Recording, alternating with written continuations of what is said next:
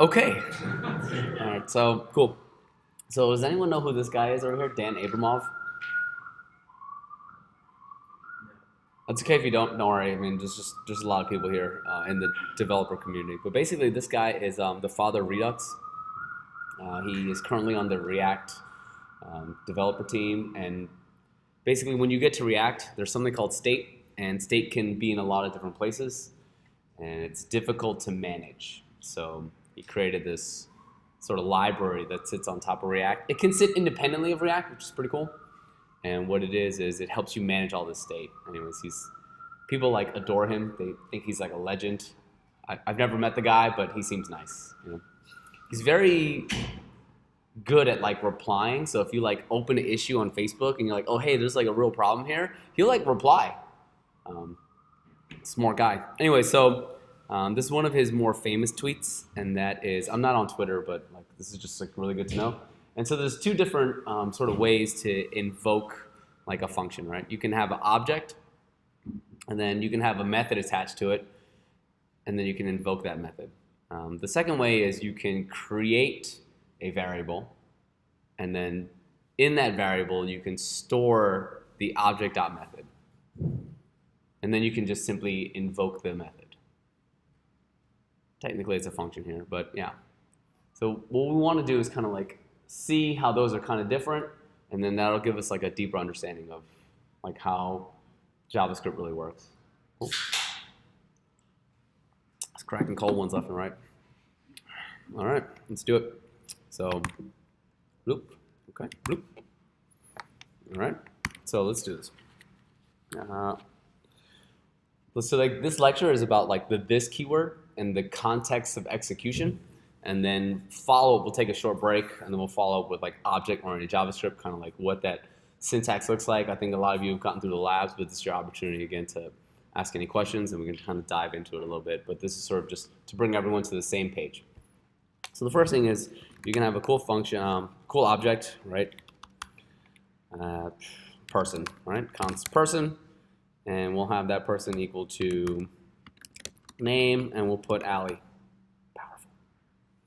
Right? And then Ali has a function over here.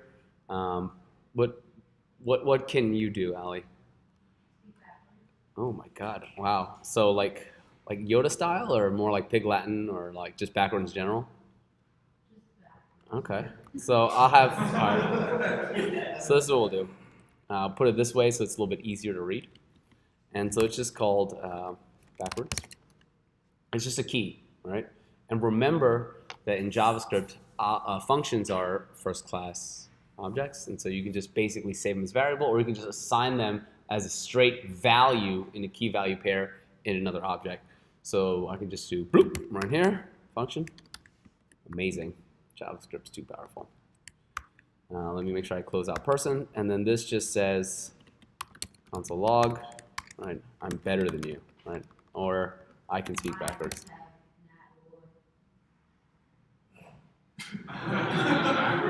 One more time. I'm, so My. M-I. M-I. R-E-T-T-E-D. Wow. N-A-H-T-U-O-Y. H-T. And then space U-O-Y. I'm better than you.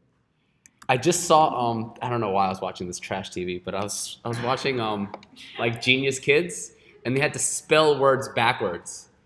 And they did it like on the fly, but like hard words like diaphragm or like diarrhea. I can't spell diarrhea normally, and then they spelled it backwards. And I was like, this is amazing. All right, cool. So, cool. All right, so let's get this, right? We have person, right? And then if we do dot name, it's Ali. If I do dot backwards, what would I get back? Right, the reference to the function, right? And then I can, of course, invoke it. Cool. Which does absolutely nothing, which is embarrassing. Chrome. Let's do this. Let's return. Oh, I can't because of the const. Let's just refresh. I'm dirty. You like that? All right, let's return. Return this string. Cool.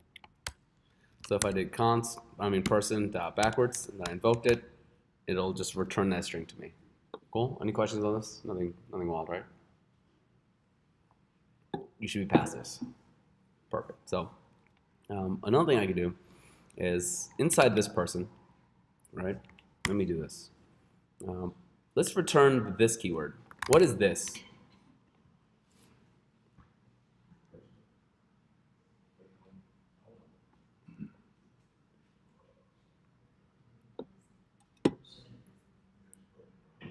All right, let's find out. Let's do person dot backwards, invoke it, and we get this right here, this object. What does this object look like? What does this object look like? Yeah. It looks like person, right? So this, right, when I do person dot backwards, right, and I simply return this, it points to the person. So what if I just put this right here with no context whatsoever? I just wrote this keyword. What should it be? Should it be person? Should it be like something bizarre? Cool. All right, we have the window, right? So let's do this. What is window? Does anyone know?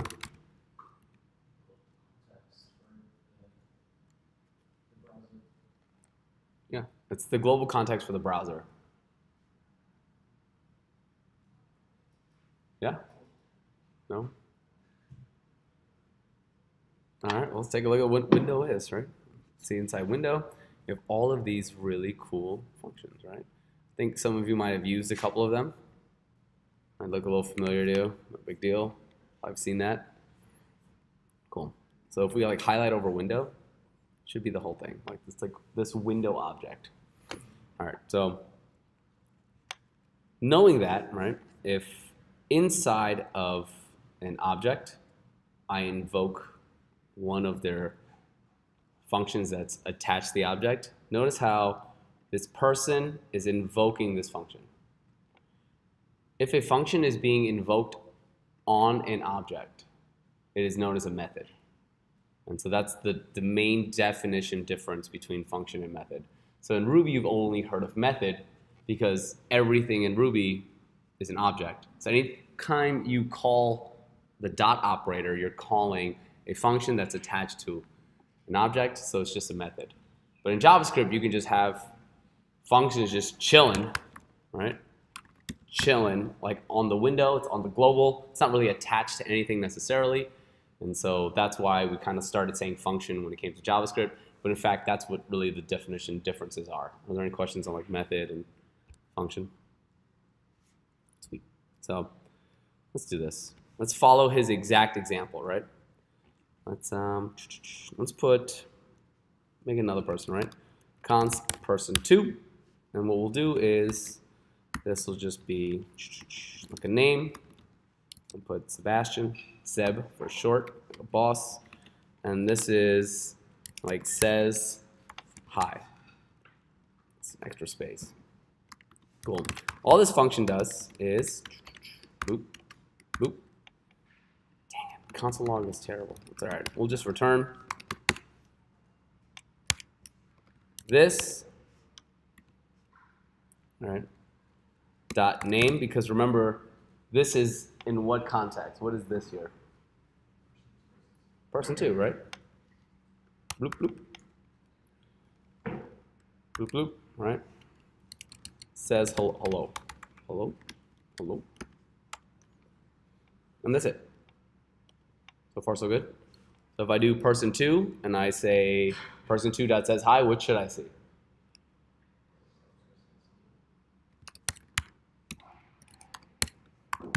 And then I invoke it.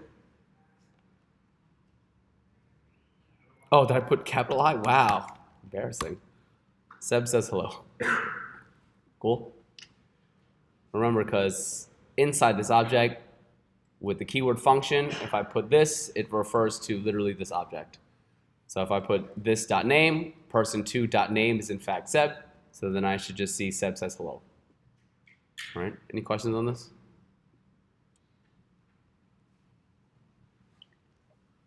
Great, so, great. Person2 says hi. right? That's person2 is the object, says hi is the method. Cool. So let's follow this exact trend. We have var method equals object.method. Cool. So I can put var, like a dirtbag. I can put like method if I wanted to. And I can say is equal to person2 dot says hi. Cool. Exactly as described inside this. So what is method?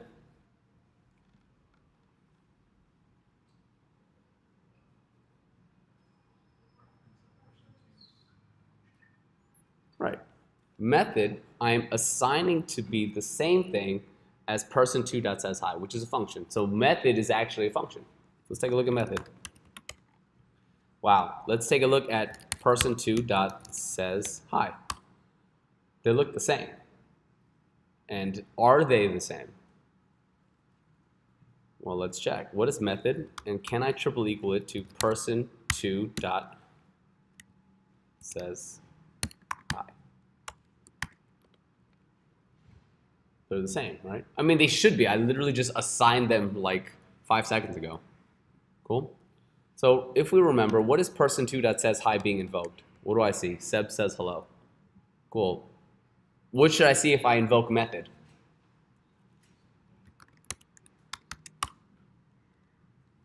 Seems to be blank, which is weird because we just saw that they were true. So what could possibly be different between these two strictly equal functions? When this invokes and when this invokes, what is the one thing that's different?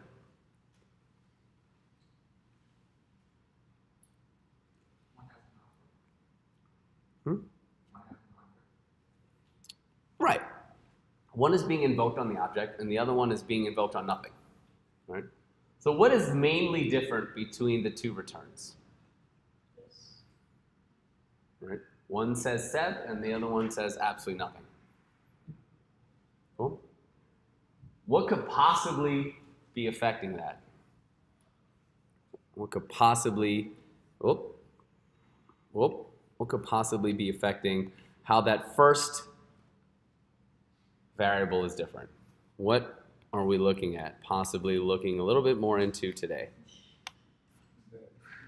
Right, the this keyword, right? Something about this is a little bit different.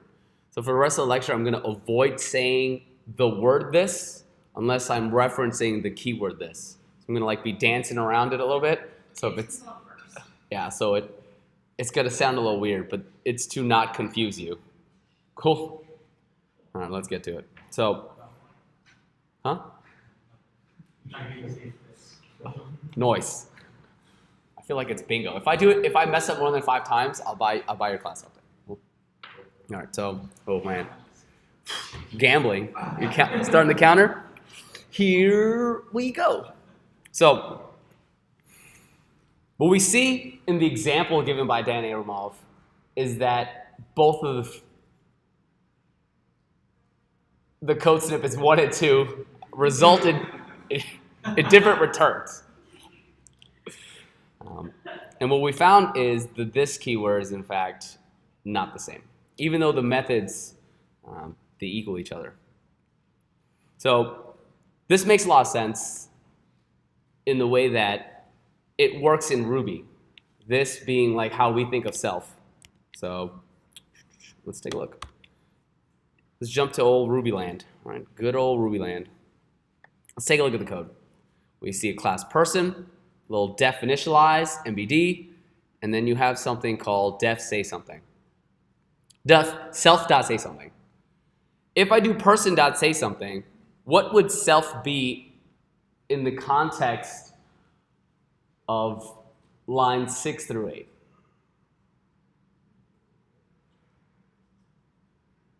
What is self? What does self evaluate to?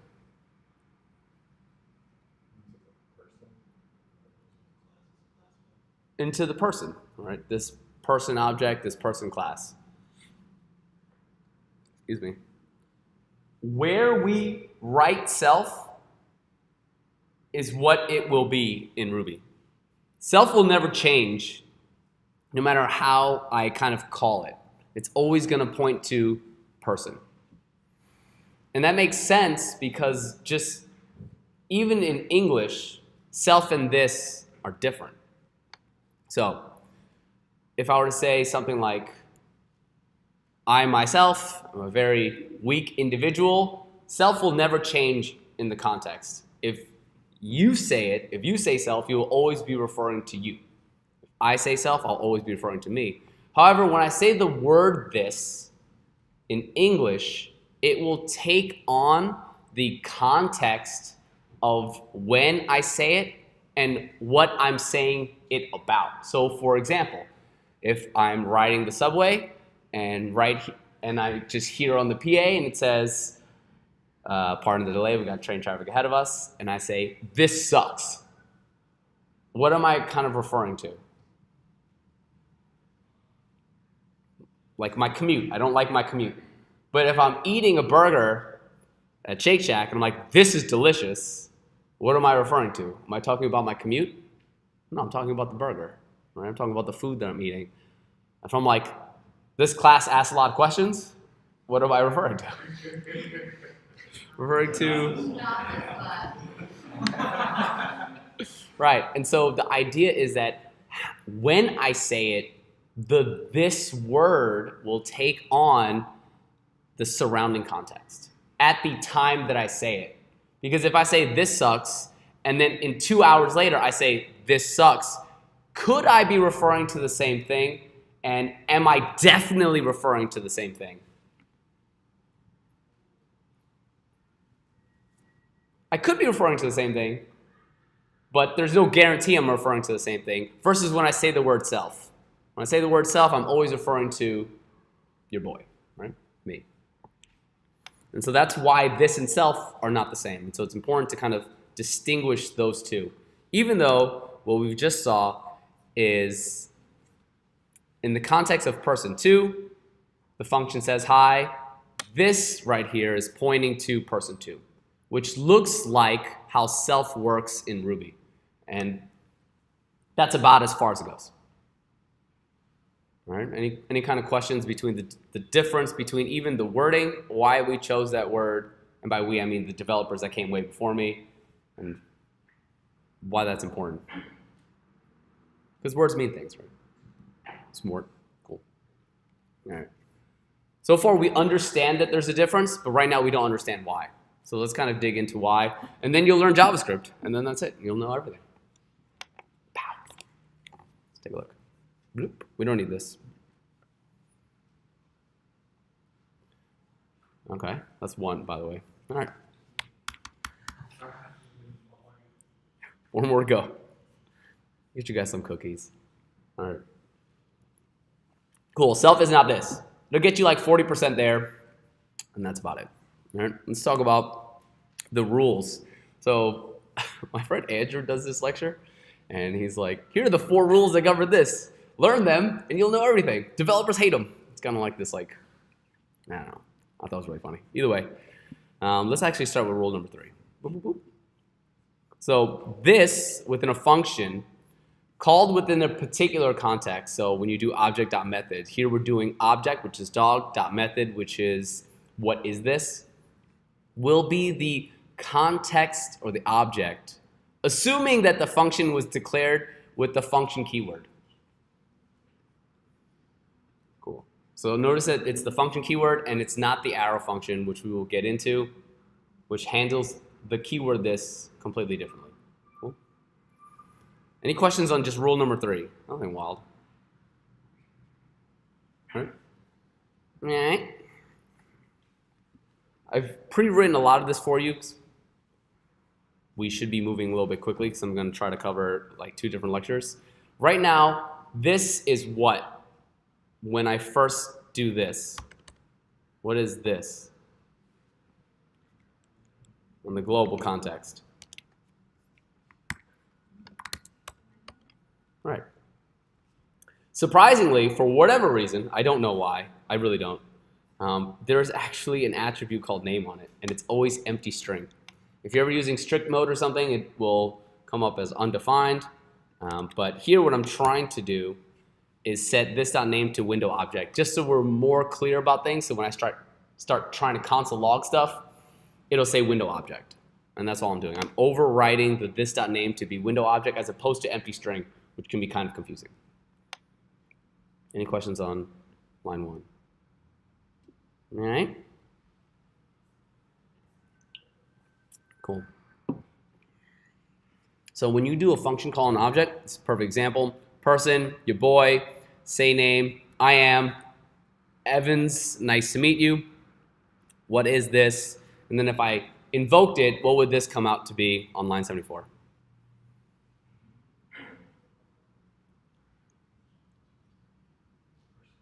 Person. All right. Let's do a simple function call. So if I do something like, let's make Sando, what would this be in the context of line 93 to 95?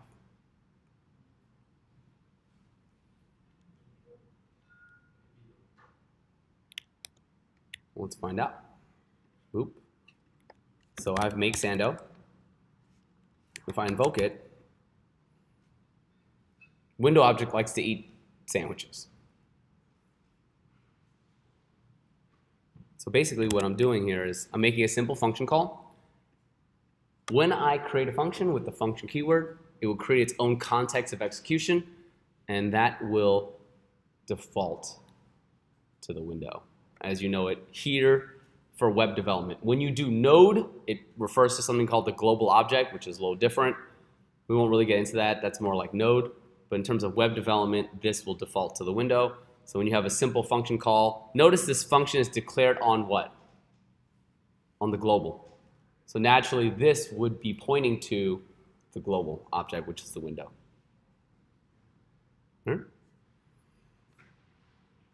Now, let's do this.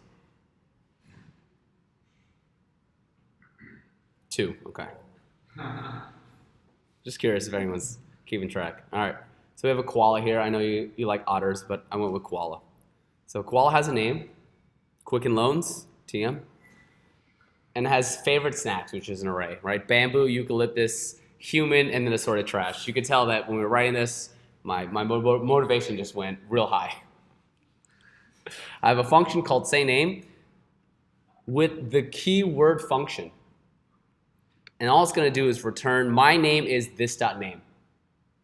So if I were to invoke koala, the object, dot sayName, the method, what should this function return?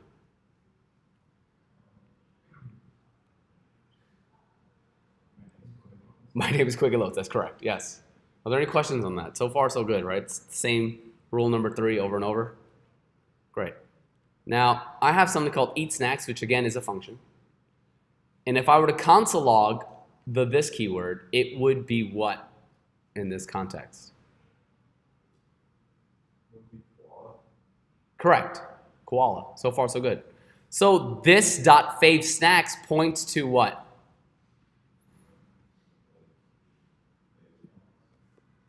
The key fave snacks, which is in fact it's an array. So this dot fave snacks is an array. So I should be able to invoke for each on it.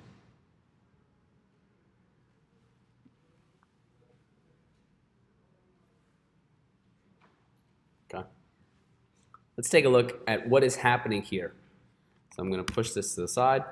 Okay, don't have spectacle on. Oop. Push this to the side. Or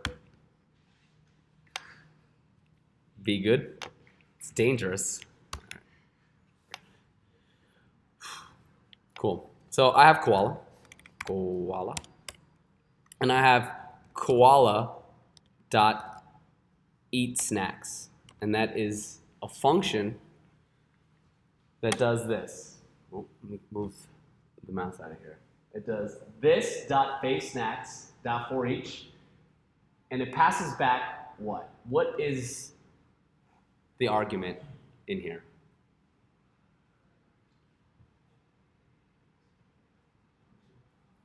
I know you got it, but whispering doesn't help your classmates, you know what I'm saying? That's right, it's a callback function. So the callback function is declared in line right there, is what is known as a baseless function. For all we care, it could have been defined on the global and then just thrown in there. So when I do this function keyword, I'm creating a brand new context of execution. And so function, it's called log snack. Takes in a snack. Remember, for each passes in each one of the items, right? So the snack is here. And it's just going to console log this dot name is eating snack. So it's passing in the snack properly, and we're assuming this dot name is pointing to Quicken Loans.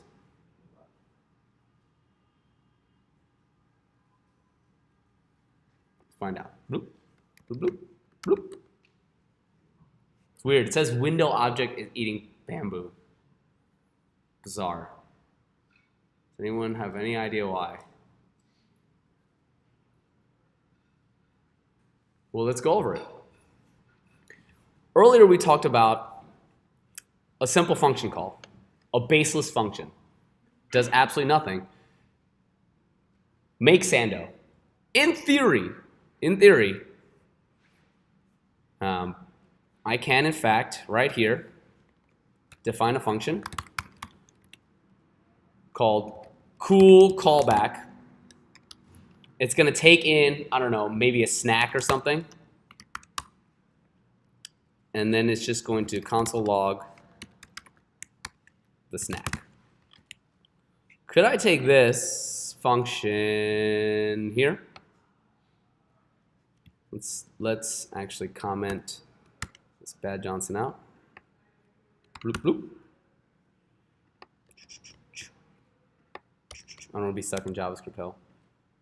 And just slap that right in there. Cool callback. Instead.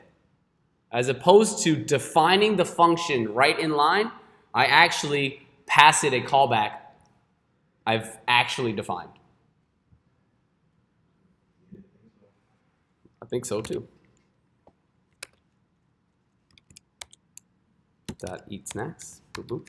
Actually, let's take a look at what it is. Boop, boop. And it just prints out the snacks like it's supposed to. So we notice that cool callback is in fact a baseless function. So what is this inside the baseless function?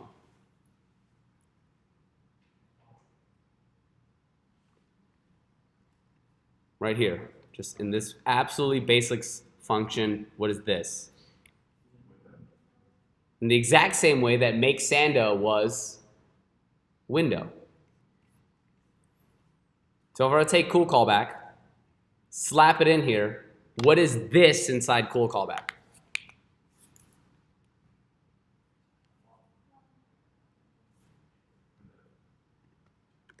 It's completely separate. For each will invoke the callback, which we are very clearly saying is just defined on the global, and that this keyword inside cool callback is window. So in here, cool callback, this keyword is the window. If it'll help you, let's go over what I finally promised a long time ago. Let's go over callbacks a little bit. So it seems to be a little dicey in this class. I'm going to build the for each function, and you can see how that's working. So we have a function called myForEach, and it takes an array and a callback. All it does is it loops through everything inside the array and then invokes the callback. So notice right here, is the callback being invoked? No. It is being passed in a callback function, and then inside the for each, the callback is invoked. Inside the for each, the callback is invoked. And that's all it does.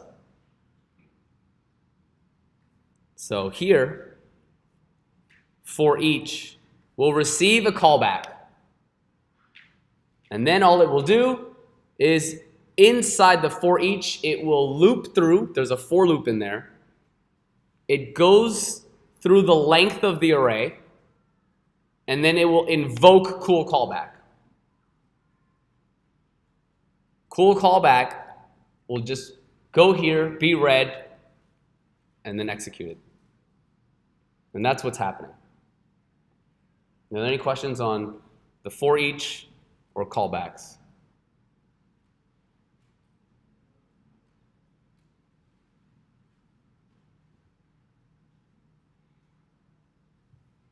It's actually easier if you just said no, you know?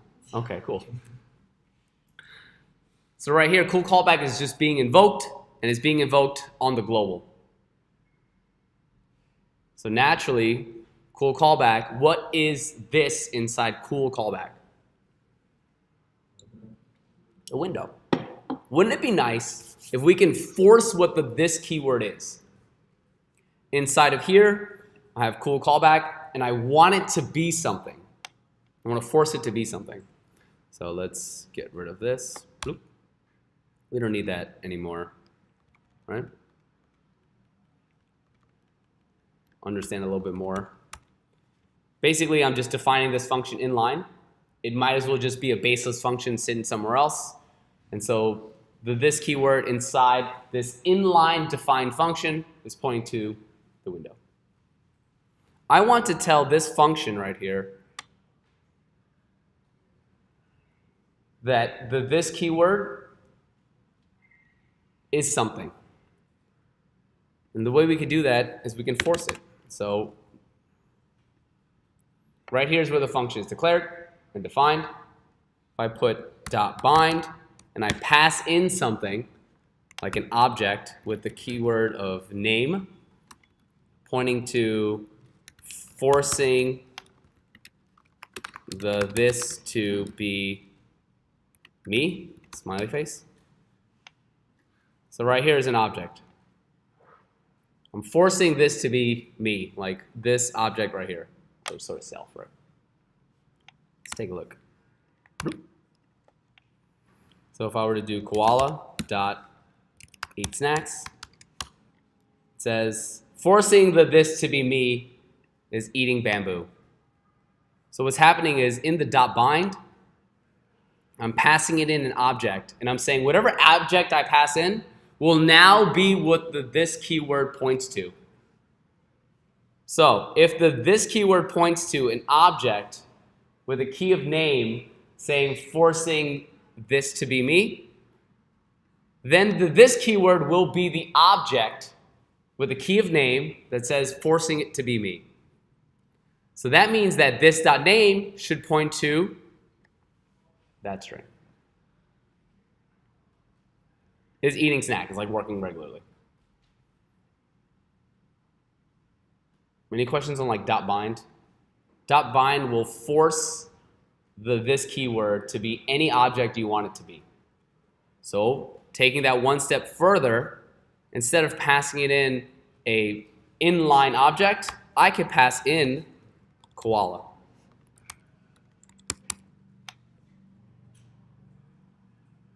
And that will force this function right here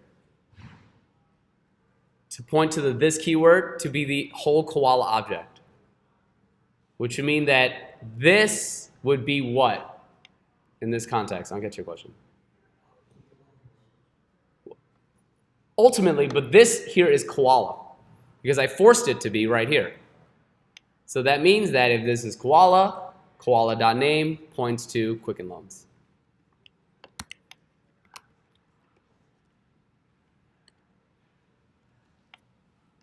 You got a question? Yeah, actually I have two. Yeah, please. More questions. Do we need to use bind since we're already using it referring to this dot name next? Do we should replace this dot name which is name? Do I really need the bind? And should I use bind though, just so I can keep referencing this? So the question is, instead of using dot bind, just forcing koala in here? No, just remove this. Because we're already referencing this for each, right? So we need to call it. Okay, so the question is, do I need the this keyword right here? Absolutely, because This will attempt to console log a variable name. Is there a variable name anywhere that's defined? And it should be this dot name. Yeah. And what's the second question? Yeah, like if name worked, then we need the dot on. I guess it wouldn't work. So It would, yeah, correct. Cool. Dot bind is very important. Do you guys understand why he's passing koala into the bind? Like, do you understand how that works and why koala is structured that way and then still reference itself using this? Because of scope. Inside here, does the variable koala exist?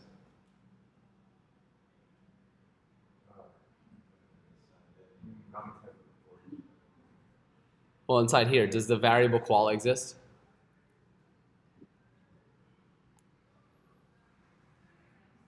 Yeah.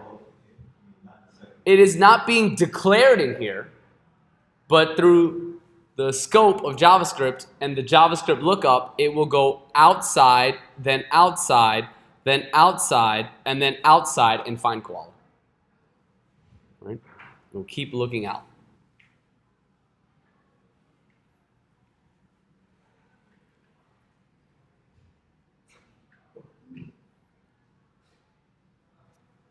Cool. And so there's another way, and I alluded to that over here. Remember, inside of this .favesnacks.forEach, this is what? What is this right here? Koala. So in line 29, I passed in koala, but if this is koala, I could just pass in this. And so that's how 33 through 35 is working, because this is koala here. Outside of this declared inline function, because the function keyword will create its own context execution, its own baseless function, and then point to the window. But outside of it, we still have access to the this, which is the koala. So I'm just using dot bind this or dot bind koala. It's the same thing.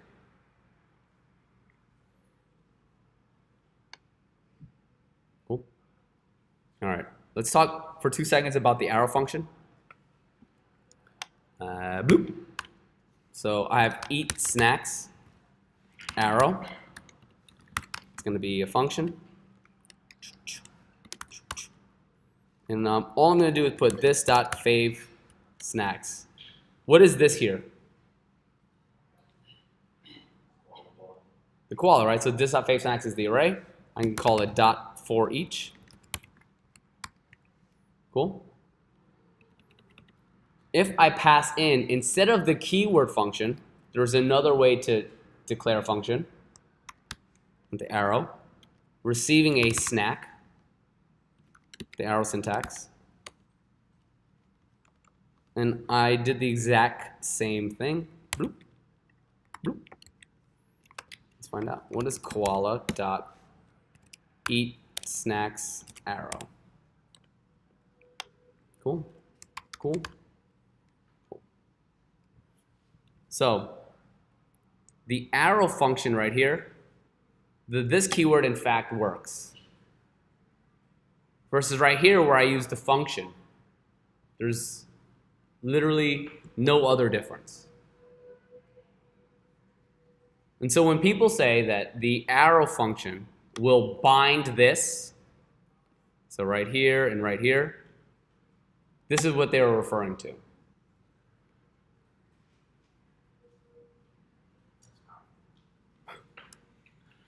Arrow functions are great. Cool? There are questions on the arrow function and what arrow functions bind this mean. With that being said, would there be a reason why I would choose using the function of the callback versus the arrow function?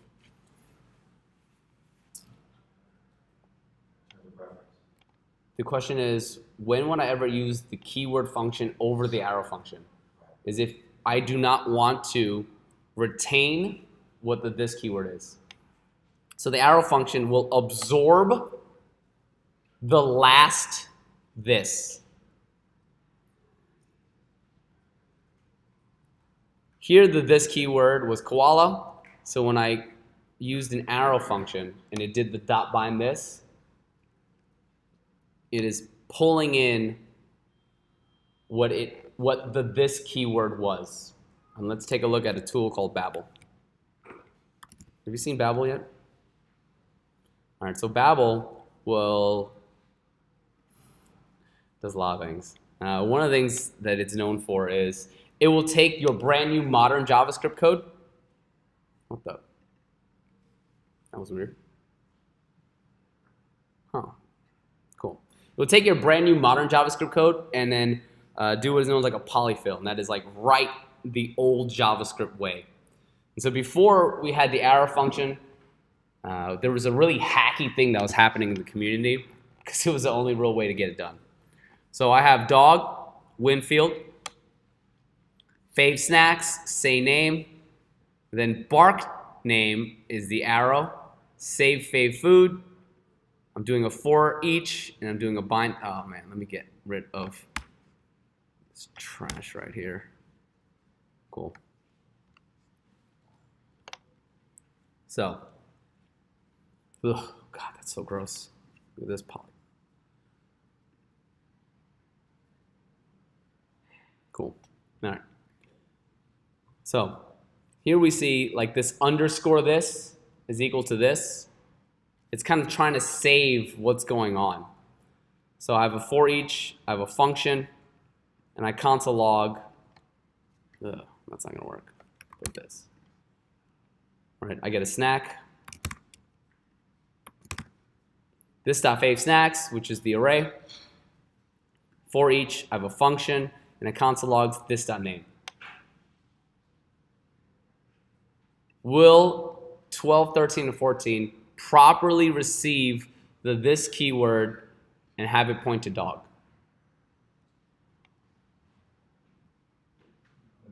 No, that's the correct answer. The answer is no. However, if I were to make a tiny little change, and I were to just copy this, bloop, and then I were to say save fave foods, and I just put arrow. Instead of function, I do this bad Johnson right here. Bloop, bloop. Look what it's doing. Inside save fave foods arrow, what is the this keyword? Not exactly, but what is the this keyword evaluating to inside of here, inside of lines 19 through 23? Correct. This is dog, right? Hint. If I were to create a discussing variable like this, underscore this too, excuse me, and I assign it the this value, this is dog, so that means that underscore this too must also be. So notice how I have an arrow here. It changes it back to function because old school JavaScript did not have the arrow function, and I'm invoking underscore this two dot name because underscore this two is actually this, which is actually dog. So I'm saving a reference to this and I'm passing it in here. So this becomes dog.name. It's very hacky. I'm only showing this to you like this, the hacks, because you'll find on Stack Overflow, instead of this underscore this too, this is how this was handled. This was handled, oh, it's disgusting, in like so. Var that equals to this, and then they called that. It's disgusting. Some people do that as well. Some people will put self is equal to this, and then they'll call self. So if you see those examples in Stack Overflow, it's probably a developer from like prior to like 2013, 2014. When we learned in like ye olden days, like I did, before ES 2015, ES6, Harmony, Magic, modern JavaScript, I learned that way. I know. I feel like the Backstreet Boys all the time. Thank you for that. Like some of you got that weird reference? Okay. Interesting. Cool. So, back to this example. Saw that? Dirty. Object.method, if we save the method into a different variable and simply invoke it on the global, the time in which this keyword is evaluated when this is invoked will be different. Who feels better about example 1, example 2, how they're different? He's referring to this keyword. This is important. This keyword is important.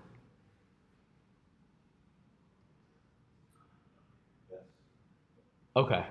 Well, all I will say is if you don't ask questions, I will assume an understanding of this keyword, and I promise you, React will punish you for not understanding this keyword. It will just punish you. The error messages are very difficult, so I just want to know that sending you forward into Mod 4, like you have an understanding of this. Why would any modern day developer use the function? If you don't need to absorb this keyword.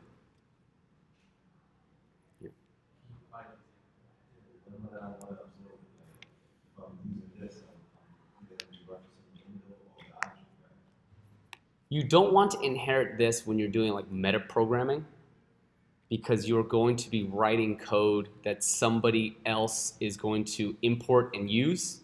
So if they're ever invoking any of your functions, then if you put arrow functions, it could have weird side effects because it'll always pull in what this keyword is.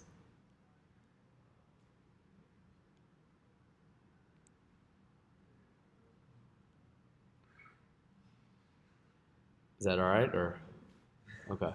No? You can say no. It's fine.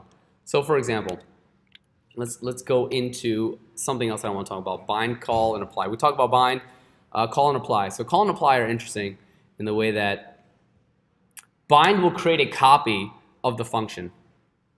So, I have a function called eat nachos, and there's just 2 people that are involved in eating these nachos. Very exclusive club.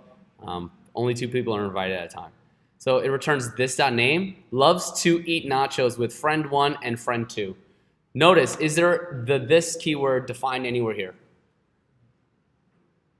No. In order to pass it in what this is, I can bind it. And so if I were to invoke bound to, what should I see? Bound. Yeah. You guys remember this? Okay. Either way. If I invoke bound to, this points to Kimye. So Kimye loves to eat nachos with friend 1 and 2. Where am I actually invoking bound to here?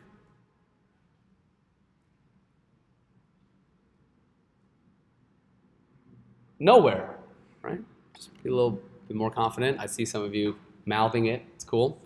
So if I were to do bound to, then I would pass in Ali and Sebastian. And what an exclusive nacho eating club. And so remember, bind will create a copy. It does not invoke. It creates copy. However, if I wanted to, both set this keyword and invoke at the same time, I would use something called call. And here I'm passing in as a first argument what this keyword is, and then ultimately the 2 arguments it's looking for. Because how many arguments does eat nacho want? Great. So these are the 2 arguments. And here's the third, right? The first argument when you're using call is what do you want to set the this keyword to? And then the only difference between call and apply is call, if you're looking for 4 arguments, you must pass in 4 arguments. If you're doing apply, you can save the whole thing in an array and pass it 1 array with 4 things in it. That's the only real difference. You won't really need call and apply too much, but it only takes like 2 seconds to go over it. Cool. Bind saves a new copy of the function. Call will simultaneously set the this keyword and invoke. Cool. All right, let's go over the rules of this as we've talked about them. And then we'll talk about object-oriented JavaScript after a quick commercial break.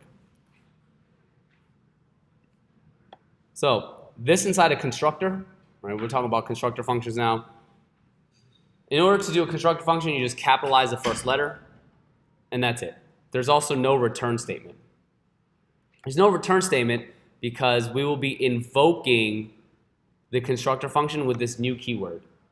What the new keyword will do is it will invoke this function and set the arguments that you pass in.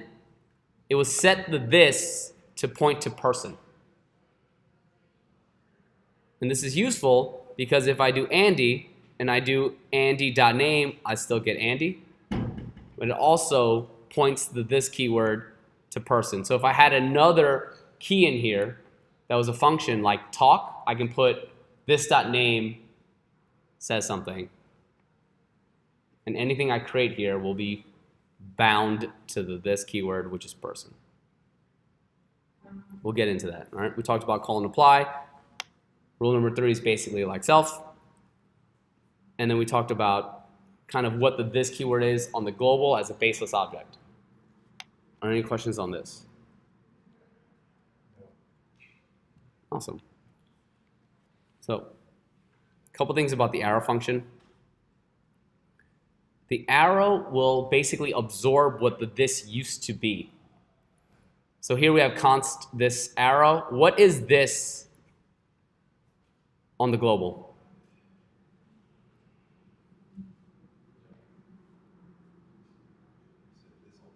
Yeah. Right. So const, if it's declared on the global, it's the window object. I have this arrow, which is an object that has a key of this. Say this. Remember, I'm using the arrow function here. It is not the keyword function. There is no new context execution. There is no set this keyword. And so it will absorb what the this used to be. And this used to be for this arrow is what? What is the this keyword right here for this arrow? The window. So if I use this arrow dot say this, and I use the arrow function, this will be the window. So this is a perfect example of when you would want to use the function keyword instead of just an arrow function, because you actually want to set the this inside this arrow to be this arrow.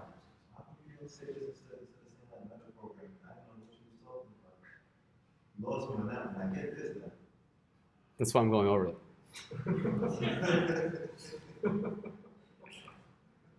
Cool, so this arrow dot say this is in fact the window, not this arrow. Yeah? Cool. All right, so for arrow functions, couple key things. If you put the whole function in one line, you don't need the curly brackets, and you do not need the return statement. Cool.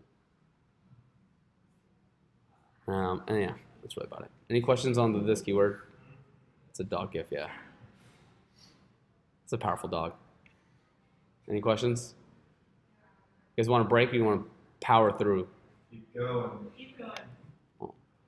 Intense. All right. Let's talk about the prototype chain. So let's look at Ruby. How does Ruby do inheritance?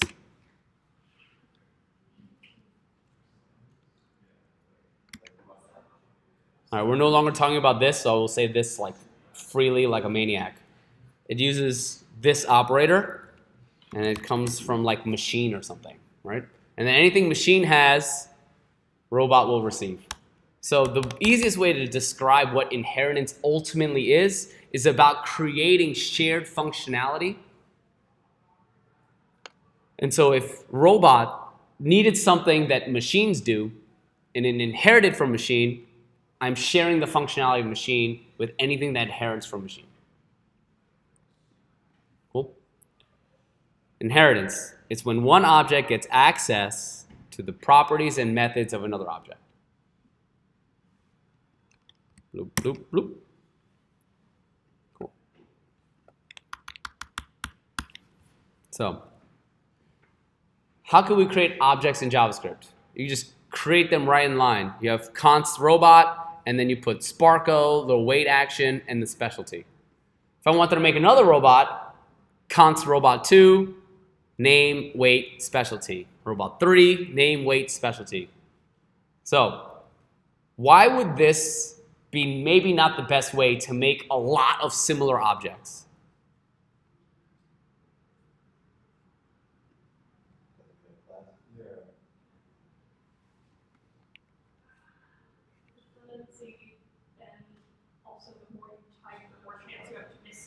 Absolutely. It's tedious and error prone, which I actually learned how to bold in Markdown just for this. Cool. It's error prone. You can. I put nom all the time, like N-O-M-E. I don't know why. The O and A are on like opposite sides of the keyboard. I'm weird. And I would like make typos. So you don't want to do that. What we can do is make a factory function. And all the factory function does is it returns an object. So I have a function, robot factory. I pass it in 3 arguments. And all that does is it returns a robot object for me with the name that I passed in, the key of weight with the weight that I passed in, and the key of specialty with the specialty that I passed in. And then it returns that object. So if I do const robot 1 is robot factory, and then I just pass in the 3 arguments, that's a lot better than doing it the manual way. So that's like one level up. You were like really blown away by this. Cool, great. So just a quick note about the syntax, and you will start to see this key value shortcut is what it's called. Name to name. If my key and my value are the same, and the value is a variable, I do not have to write name, name. I can put, let's just edit the markdown. Right. So here, if I have name pointing to name, weight pointing to weight, specialty pointing to specialty, if I just did bloop, whoop, this is known as the key value shortcut. So if the name of the key and the name of the value, which is a variable, are the same, you can just put the name of the key, and it'll just assume that there's a variable with the same name. This will actually execute as JavaScript. It's not just shorthand for writing about code. The shorthand for writing what? Writing about code. Writing about code? Like this is, you can actually type this in into a JavaScript. Yes, this is exactly what I'm saying. This is the key value shortcut. Okay. Yeah. All right. So, what if I wanted to add some sort of functionality to to this robot? I wanted the robot to be able to do something like recharge batteries. What I can do is create a function called recharge batteries, passing in the robot, and then it'll do that. But what if I want each individual robot to be able to recharge their own batteries, rather than like this weird function that like asks for a robot? So we can refactor it. where we have that robot factory doing the exact same thing using that key value shortcut we talked about earlier with name, wait, specialty, specialty. And then I can add an extra key in there called recharge batteries. This points to a function. And why would I want this to be the function keyword and not the arrow?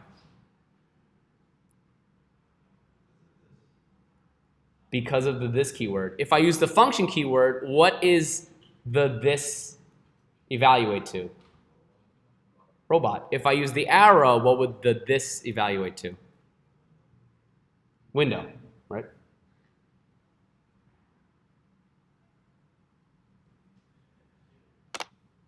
Yep, cool. And then it just returns robot. So if I were to do, robot 1, robot 2, robot 3, and then robot factory, then I can do robot1.recharge batteries. And that's great. Here's the kicker about it. Let's copy this. Bloop, bloop, bloop. And let's just go to, nope. All right, let's do this.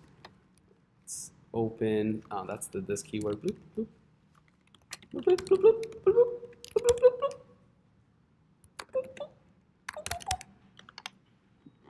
Oh, almost didn't make it. Almost didn't make it. That's what I'm looking for. All right, cool. Dang it. Dang it. Where's the JS file? Bloop, bloop, bloop, bloop. Cool. All right. Let's take a look at robot 1. Robot1.recharge batteries. And let's take a look at robot2.recharge batteries. Are there any differences to these functions?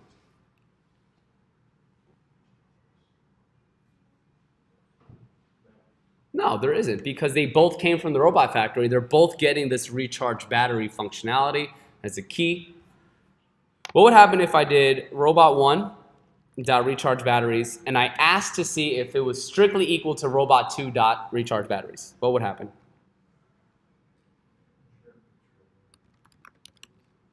Oops.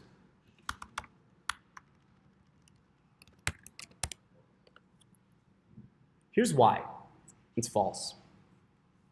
When I created this, when I invoked robot factory and it created this object, these key values are unique to each robot to include the key value of this recharge battery function. This means that every robot I create, I'm recreating the recharge batteries function, which you can imagine will start to take at some point a lot of memory, especially if my database has 20,000 robots. It's just a ton of unnecessary memory. So wouldn't it be nice if I use the power of modern JavaScript and just the fact that objects are passed by reference, and I did something called like const, and there's some sort of shared functionality. And that is an object, and this is called like recharging, recharge me. And that is just a key that points to a function that simply does bloop, bloop, console log, bloop, bloop, this dot name is charging. Oh, wow, that was embarrassing. Doop, bloop, bloop, bloop. Cool. All right, so what is shared? And what is shared.recharge me? It's just this function. If I were to do robot1 and I were to say, hey, I want a new key value, right, that's called some sort of shared functionality, and that's equal to shared.recharge me. And then I would do the exact same thing to robot 2. Would robot1.shared functionality be the same as robot 2's shared functionality?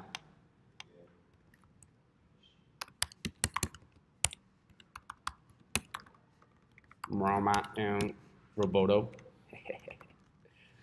Thank you very much, Mr. Roboto. It's true. Because I literally said, hey, I made a separate object. And so for robot 1 and for robot 2, they each get a brand new key. And it points to the exact same object in memory. And so here, let's take a look at, you want to see artist Wangtron come back? Here we go. All right, we have an object, right? A key value pair. Damn, that first one was good. And then I done goofed. Oh, okay. We'll just call this Roboto. And they have key value 1, 2, and 3. And they have key value 1, 2, and 3. Unique key values. All I did was say, hey, you now have a new key value of 4. Right? This is all unique, and this is all unique. And all I did was, I said, hey, there's another object here that has functions in there. And key value 4 points to that function, and key value 4 points to that function. So naturally, these two are the same because objects are passed by reference. This kind of stuff would be very difficult to explain on day one. So when you were like, hey, why is that important? I'm like, it gets dicey. So, however, object 3 and object 3 are unique to themselves. Would object 3 triple equal? No, absolutely not. That's why it became false. So if we look back at this powerful example here, right? Robot 1, recharge batteries, right? Robot 2, recharge batteries. The function is exactly the same. However, they are pointing to different objects in memory. They're unique to themselves. But when I create a shared object, like some object in like nowhere, and then I said, hey, key number 4 and key number 4 will both point to the same object, then of course, key 4 would be the same for both. And so I can save memory this way by creating some shared functionality somewhere else and have all the robots point to that shared functionality instead of individually creating them on every single one. It's kind of like they created their own IDs for them. Their own IDs for them? Like you're saying that they're unique objects, and then there's like a third key that's different. Well, I mean, key 1, 2, and 3, and then there was like this object here. I done goofed. This should be 3, right? And they're unique to each robot. But then when I create the shared object and pointed them to the same thing, that's why they're the same. Cool? So this is how JavaScript does inheritance. I basically can create a separate object, and anytime I make a new robot, I want to point them to this shared functionality instead of creating them completely on their own every single time. So how can we actually do that in code? Well, let's take a look. Bloop, bloop, bloop, bloop. So right now, it's inside this robot factory function. If, however, I pulled it out, I have just name, weight, specialty. You can see I literally copied and pasted. I left the line in there like a dirtbag. And then I just return robot. I created this functionality. All I have to do is put robot1.recharge is pointing to this function that was created outside this robot object. And each one of them has this function. So when I do robot1.recharge and I say it's equal to this functionality recharge, then it becomes true. It's the same thing I just did, right? I created a separate function on the outside and I pointed them to the same thing. Because functions are also objects.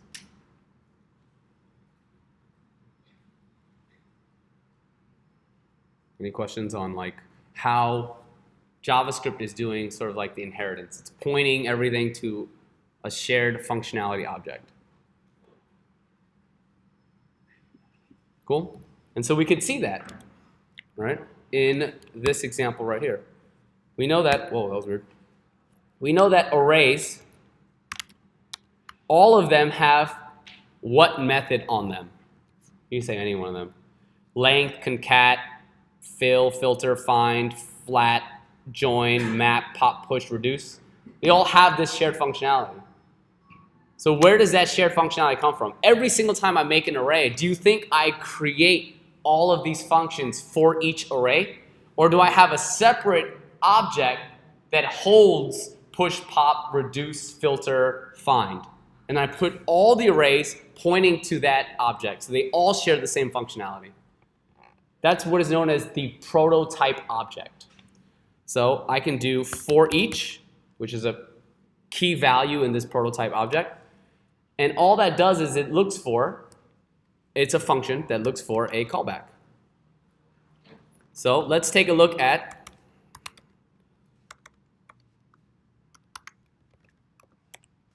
underscore underscore proto.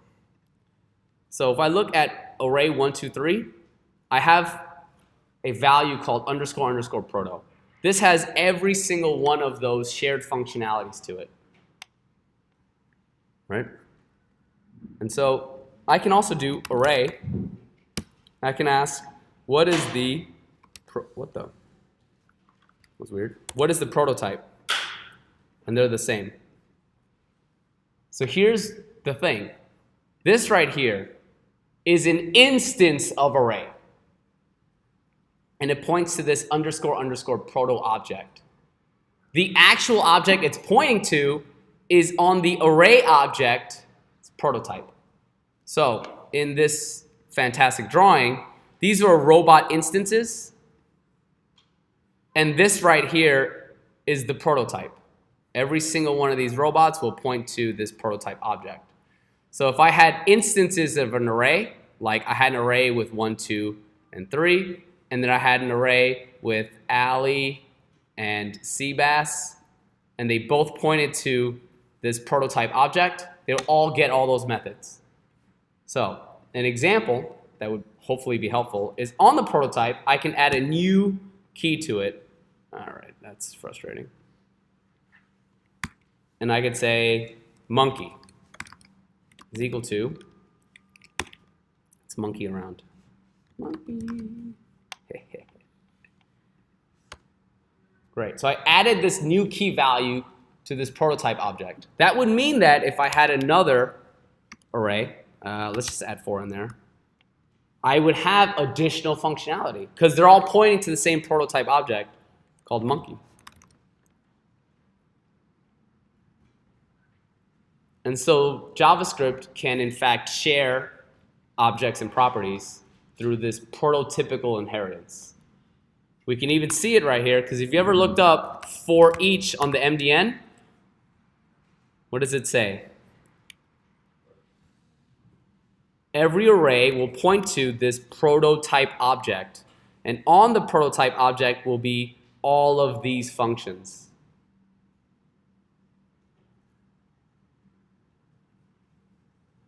Any questions on prototype? The difference between underscore underscore proto and array.prototype. Underscore underscore proto is on like each individual instance, like, hey, I'm pointing to it. Let's take a look. Let's take a look.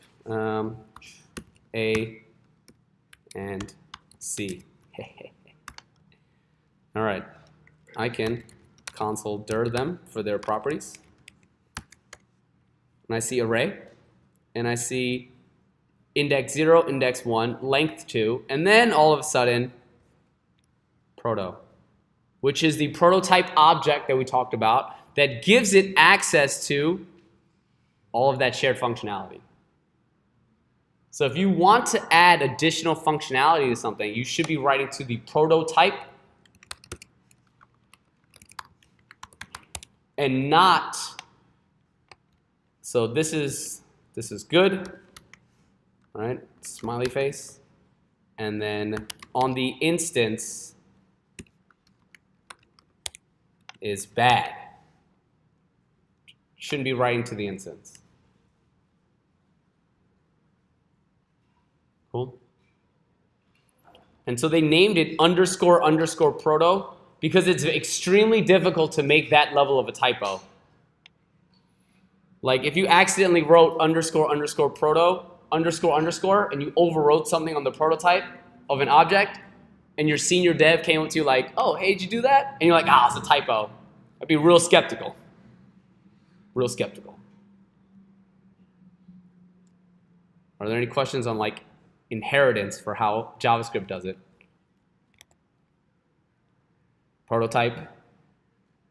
Smart. Cool. All right. Let's talk a little bit about like this class syntax and what it's doing. Bloop, bloop, bloop. Cool. So if we wanted to make it look like a Ruby, then we can use this class syntax and we can do robot. We have a constructor function. Name, weight, specialty, this dot name, this dot weight, this dot specialty. That is correct. And then we have the recharge battery function, right? So if we take a look at a preview of a very particular friend of ours, Roop, they look the same. Oh, okay. It's frustrating. Frustrating. The initializing the constructor you could think of as one of the few times I'll say this, almost like a one-for-one from JavaScript to Ruby. And this is useful because the constructor, like I mentioned, any new object you create, it will return that object. Notice there's no return here because it's a constructor function. And it will point any of this to robot, the instance of that new robot. So for example, recharge batteries, this is not defined anywhere, but I use this.name, and I should see Sparko, the Iron Giant, and Bender. Because I'm using the constructor, and in order to invoke the constructor, I have to use the new keyword. Just like robot.new in Ruby, I would use new robot in JavaScript. And that's what the constructor is doing. It's basically creating the object, but also under the hood, setting the prototype to robot so that it could get all of the shared functionalities of the methods. And that's what it's doing.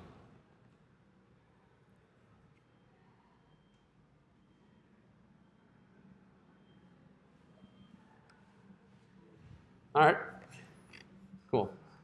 So let's leverage closures when it comes to like classes. So right here, you have this private keyword. But here in JavaScript, like how do you create like a private variable or private, private variable, private property? Inside, I can do const robot, which is an arrow function, which at this point is irrelevant, right? Function or arrow function here kind of means no different because they're both going to be the window. Cool.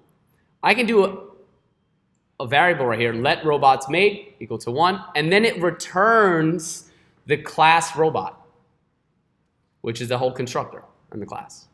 If I were to do robot.new, new robot, sorry, I'm in Rubyland, and then new robot again, what I want to be clear is this right here is a variable that's declared on the outer scope of class. Yes? This variable is outside the scope of, declared outside the scope of class robot. While robot has access to it, it's declared outside of robot. Const robot will return what?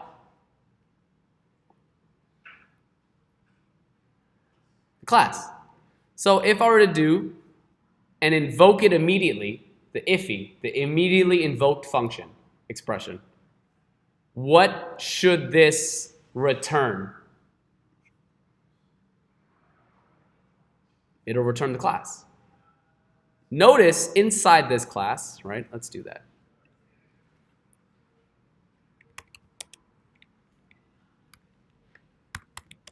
Oops. Oh no. Embarrassing. Cool. Inside robot, right? Robot will return what? What is robot right now? Because robot's immediately invoked, right? It's invoked already. What does it return? The robot class.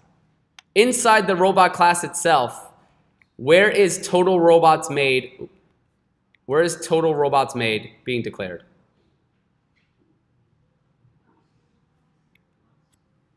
It was outside, inside of regular const robot. but we no longer have a reference to it. However, it is still stored in memory. This is still stored in memory because of closure. This right here was enclosed in. So class robot has memory and reference to total robots made. So anytime I invoke the constructor by using the new keyword, and I were to do robot1 equals, I did already, and then robot2, because remember, robot1 is a new robot, robot2 is a new robot. Take a look at their IDs. What is robot1.id and robot2.id? Whenever I use the new keyword, I invoke the constructor, and then when I invoke the constructor, total robots made plus plus. It started at 1. I don't actually have a reference to it anymore, but it is stored in memory. So if it's 1, I invoke the constructor, now it's 2. I invoke the constructor, now it's 3. I invoke the constructor, now it's 4. And so that's how I can increment the IDs without ever really having access to this ID variable. So the last couple things is inside the class. Yeah, that's a Ruby. Inside the class, you have the constructor, so you need like the initialize equivalent, and you do not write the function keyword. There's no function keyword in here. All right. The other thing is, if I needed to make a class variable, a class function, class method. So in Ruby, it was like self dot, and then it would like do its thing. If you put static, this would create a class variable. So I can do robot dot recharge batteries.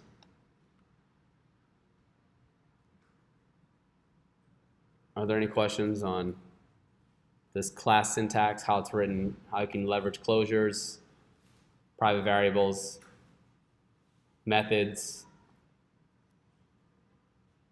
So while you do need robot, it knows to reference the class robot. I named them the same so that I can basically, all I'm doing is I'm hacking in this like enclosed variable. When I do new robot though, it has to be invoking here because this function was an iffy. It was already invoked. And so it just returned this class robot. So robot here is just the class. When we invoke the constant. No, because const robot's already invoked right here. It's iffy. It immediately invokes. It invokes itself immediately when I declare it. So when you do const robot 1, it invokes it, creates an ID. Yes, when I do const robot, I immediately invoke it. It basically returns class robot. So then I can use new robot because of the constructor function. Cool? Just for one clarification. Okay. So in the line where you have robot 1, so that is invoking the const robot, No, the class robot. just the class robot. I'll show you. So take a look at this. I'm going to get rid of all this. I'm going to not wrap this whole thing in a parentheses. I'm going to get rid of the parentheses. And I'm going to get rid of the invocation. So robot right now is what? Robot is the whole thing, this entire arrow function. If I were to say, right, const, right, just class is equal to robot invoked. What does robot invoked return? What does robot invoked return? What does it return? Great. So what is just class? It's just a class. Now if I were to do const roboto equals to just class with a name, weight, specialty, right? I'm lazy. ASD. Okay, just kidding. It's a constructor. Constructor cannot be invoked without new. Wow, got me good.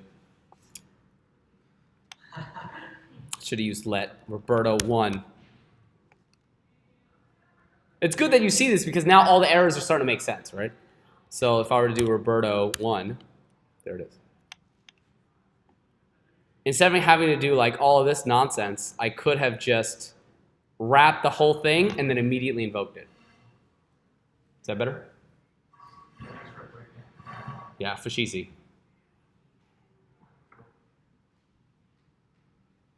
All right, that's all I got. Go to lunch.